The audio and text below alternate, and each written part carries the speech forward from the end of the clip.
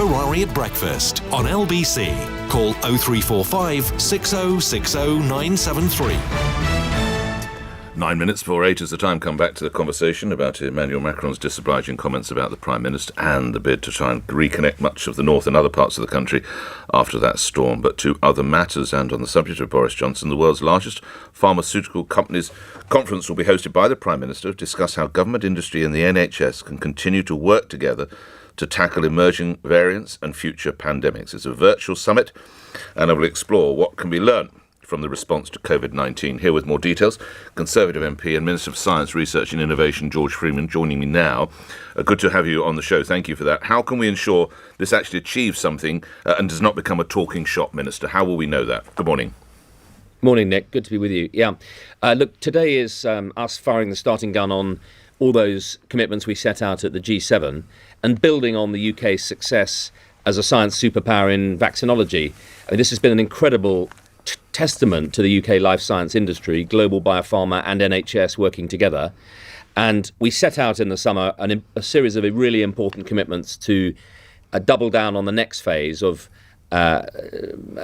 global surveillance, so monitoring variants, making sure we're ready to gene sequence them very quickly. And today we're announcing £500 million of investment from the private sector alongside the major investments we set out in the Comprehensive Spending Review, an extra £5 billion for health research. And we're focusing now on how we apply the lessons of the pandemic in cancer, in mental health, in dementia, and on obesity, making sure that we build a healthy nation for all. And that's a private-public partnership.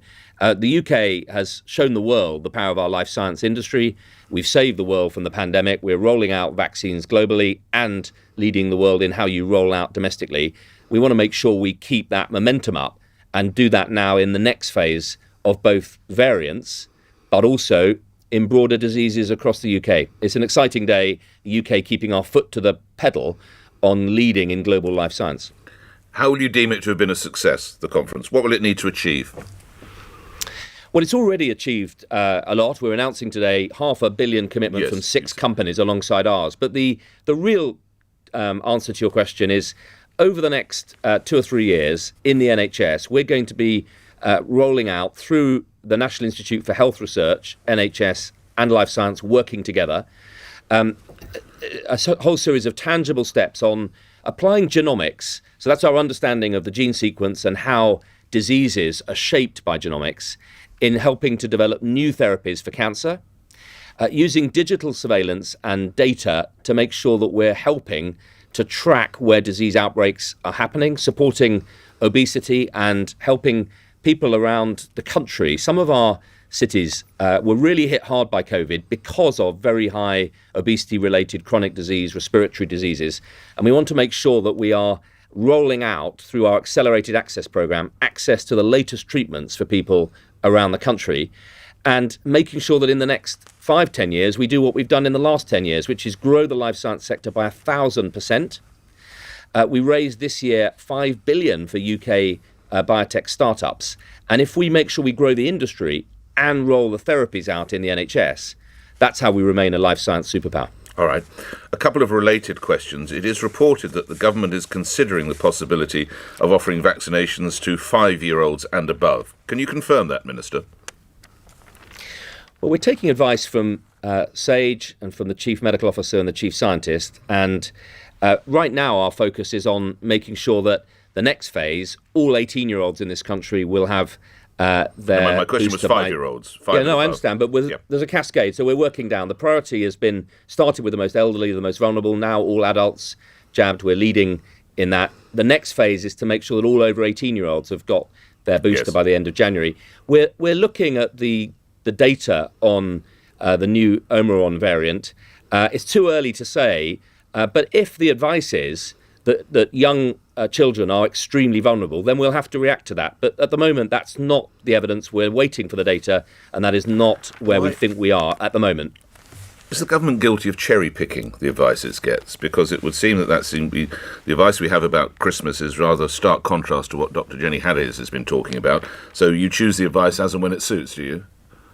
No, look, advisors advise, and ministers in the end have to make the very tough decisions. And, in the end, I think the public expect us to balance health and economic interests. I mean, you and I both know that the best way to make sure there is absolutely no transmission of any disease is for us all to stay at home. Well, that doesn't in the end support the British economy. We've got to get the balance right, and that isn't easy. And it's absolutely right that the Prime Minister, the Cabinet, Health Secretary take those decisions in the balance, in the round. And that's why we've set out this latest set of guidance.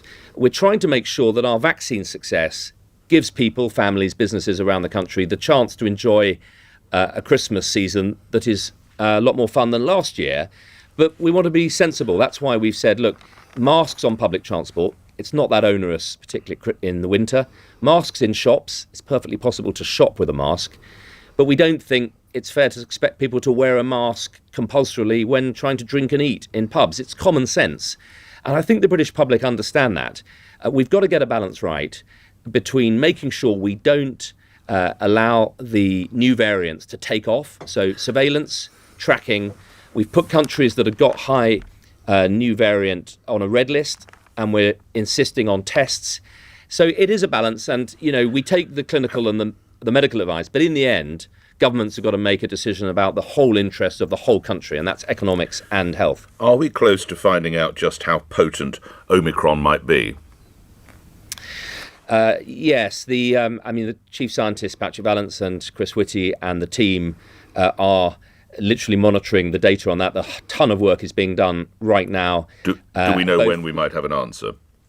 No, I'm not going to make that commitment now. It's live, it's in stream. You can imagine how urgent that work is. We're looking at the data internationally, and we're looking at the transmission data here in the UK, and we want to then understand how much this variant might change people's susceptibility to the disease. Right. And the point is really about today's summit. We've laid the foundations so that we can now gene sequence the new variant, work out very quickly what the protein spike difference is, and work out if we have to tweak the vaccine. And, we've broken all world records for innovating in vaccines in the last 2 years, right. And now we can do it even more quickly. So if we have to, the industry is ready to create a new vaccine, but we have to be led by the data. And, the industry today, we've seen the announcement of a latest new drug treatment to support those with a particular vulnerability to the virus to help them prevent disease. So right. As well as the vaccine, Global Pharma is producing treatments to help people get over the disease, and that's right. An important part of it. Last couple of questions. I have no idea how you spend your Christmas, but will you be kissing people under the mistletoe, Minister? I haven't been kissed under the mistletoe for years. We're trying not to tell everyone who they should kiss or where they should go. And I don't think Dr. Coffey is going to oblige on that. Well, not this Christmas anyway, but yes.